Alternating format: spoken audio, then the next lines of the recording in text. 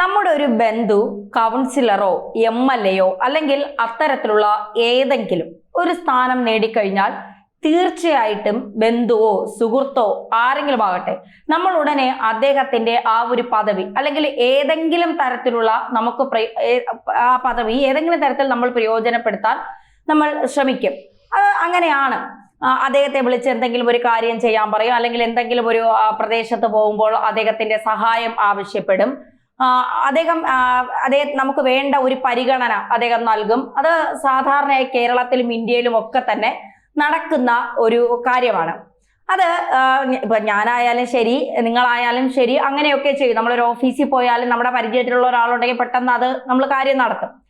നമുക്ക് വേണ്ടപ്പെട്ട ഒരാൾ അധികാര സ്ഥാനത്തുണ്ടെങ്കിൽ, പ്രത്യേകിച്ചും ജനപ്രതിനിധിയാണെങ്കിൽ അദ്ദേഹത്തെ വിളിച്ച് കാര്യങ്ങൾ പറയുക എന്നത് അവിടെ നടക്കുന്ന ഇവിടെയൊക്കെ നടക്കുന്ന ഒരു കാര്യമാണ്. അതിപ്പോൾ ഒരു സ്ത്രീ വരുന്നു, ഒരു ഉദ്ദേശം ഒരു 72 വയസ്സ് പ്രായമുള്ള സ്ത്രീയാണ്. അവർ ഉത്തർപ്രദേശ് സർക്കാരിൽ നിന്ന് അല്ലെങ്കിൽ